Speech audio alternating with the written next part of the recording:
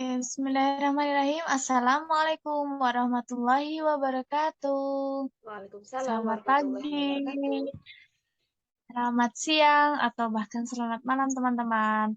Di sini kami ingin mempresentasikan hasil laporan kami dari observasi lapangan di RBM Algebra yang kaitannya untuk memenuhi tugas mata kuliah.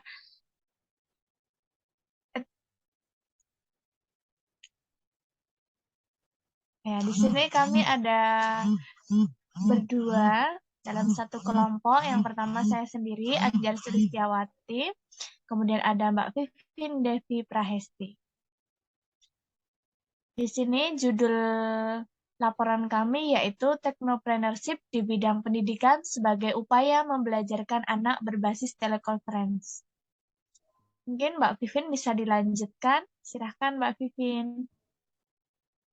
Baik, tentunya alasan utama kita untuk mengambil judul tersebut sangat beragam. Salah satunya tentunya di pembelajaran abad 21 ini, terkhusus di kurikulum Merdeka, edutechnopreneurship sangat dibutuhkan. Tentunya bagaimana education itu dapat menjadi tolak ukur keberhasilan atau tolak ukur pertimbangan perekonomian Indonesia.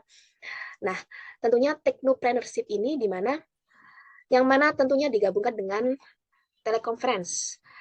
Hal ini memudahkan peserta didik untuk belajar di manapun maupun menggunakan pembelajaran berbasis teknologi. Nah, tentunya entrepreneurship ini dibutuhkan tidak hanya di perguruan tinggi maupun di sekolah atau institusi pendidikan di Indonesia. Buah usaha ataupun agen yang mana demi untuk memproduksi atau menemukan nilai-nilai produksi atau pengelolaan sumber daya manusia itu sendiri dalam bentuk kewirausahaan, tentunya untuk menggunakan atau ditujukan untuk membangun perekonomian Indonesia. Di sini ada technopreneurship dalam pendidikan. Kita khususkan dalam pendidikan, yang mana melibatkan teknologi di bidang pendidikan, inovasi, creativity, serta perkembangan produksi dalam bidang ekonomi di dunia pendidikan. Nah, pastinya orang-orang yang bergerak di bidang entrepreneurship mempunyai nilai-nilai atau prinsip-prinsip yang mana akan memberikan dampak bagi seorang entrepreneur itu sendiri. Nah, ini diambil dari menurut Avandi. Di tahun 2021, beliau menyebutkan bahwa ada beberapa nilai yang sangat dibutuhkan untuk seorang entrepreneur mempunyai atau skill yang kreatif, serta mereka akan berani mengambil resiko. Mereka juga akan mampu berdaya saing tinggi, mampu mengelola, mampu memimpin sebuah usaha, serta tentunya berdampak bagi realitas saat ini. Mereka mampu untuk mempunyai visi misi atau nilai-nilai entrepreneurship yang lain adalah seorang entrepreneur itu dapat mempunyai skill kerjasama atau collaborative with others, serta mempunyai rasa jujur, motivasi yang kuat, serta daya komunikasi yang tinggi. Nah, tentunya beberapa sumber atau beberapa orang confuse apa sih perbedaannya entrepreneurship dengan entrepreneur. Mari kita simak penjelasan dari Mbak Anjar.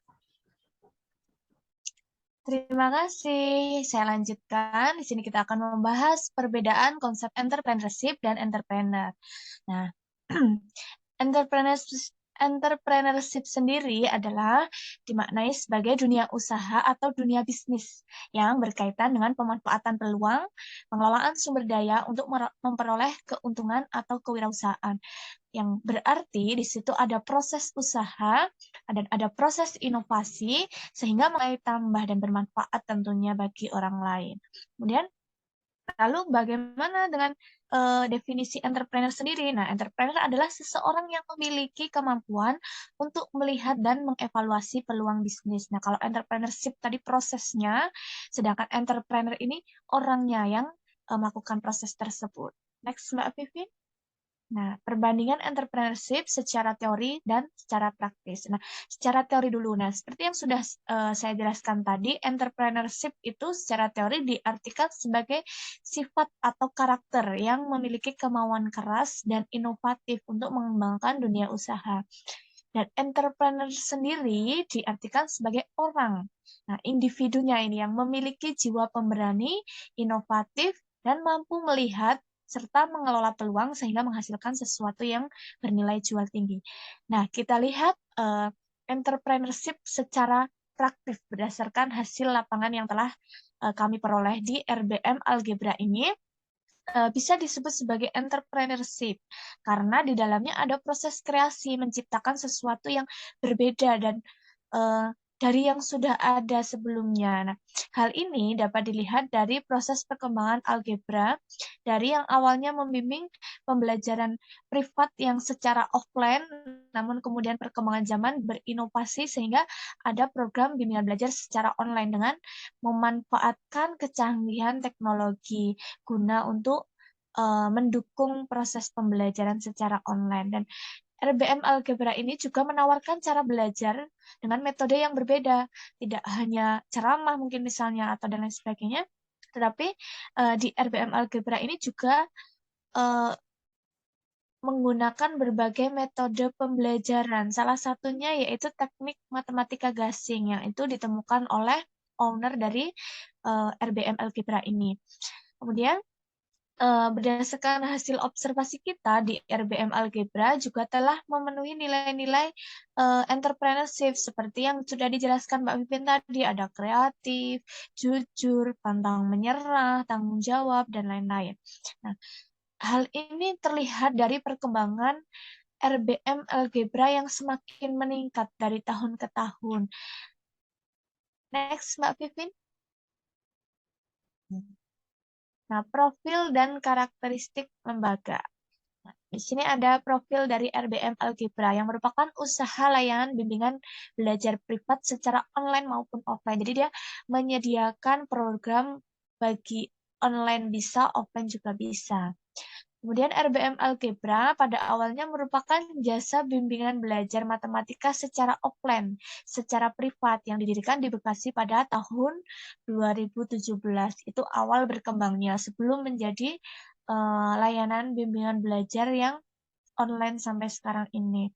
Nah, kemudian pada tahun 2020, founder RBM Algebra ini berupaya berinovasi. Nah, ini sudah keluar nih nilai-nilai inovasinya dari entrepreneur tadi. Melakukan pembelajaran secara online dengan memanfaatkan teknologi telekonferensi seperti menggunakan Zoom atau Google Meet. Kemudian RBM Algebra telah memiliki ratusan siswa dan puluhan tutor yang tersebar di berbagai daerah di Pulau Jawa. Nah, cabang dari RBM Algebra ini yang melayani bimbel secara offline itu ada di Yogyakarta dan di Purwokerto. Sedangkan bimbel secara online itu terdapat tutor dan siswa yang berasal dari berbagai daerah karena pada dasarnya kan online jadi tidak terbatas oleh jarak ataupun lokasi tuh. Next, Mbak. Nah, implementasi teknopreneurship berbasis telekonferensi. Perkembangan teknologi ini memudahkan pelaksanaan pembelajaran secara online. Pelaksanaan pembelajaran secara online di RBM Algebra dengan memanfaatkan aplikasi telekonferensi seperti Google Meet, Zoom, dan lain-lain. Nah, di situ dilaksanakan pembelajaran selama 60 menit. Pembelajaran berbasis telekonferensi dengan memaksimalkan fitur-fitur yang ada di aplikasi seperti whiteboard, share screen, dan lain-lain. Sehingga tidak mengurangi pembelajaran esensi dari pembelajaran itu dan pembelajarannya juga menggunakan berbagai macam metode sehingga menyenangkan, tidak membosankan. Pembelajaran di RBM Algebra ini meskipun secara online tetap efektif dan tidak monoton karena ya itu tadi tutornya terus berinovasi untuk menghadirkan metode-metode pembelajaran yang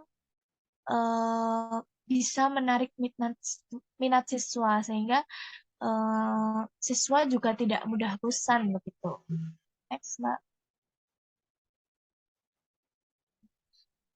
Nah, pembelajaran menggunakan teknologi ini tentu juga menghadapi berbagai kendala, diantaranya yaitu tidak semua anak cocok dengan gaya belajar online karena seperti yang kita tahu masing-masing anak itu memiliki karakter atau gaya belajar masing-masing.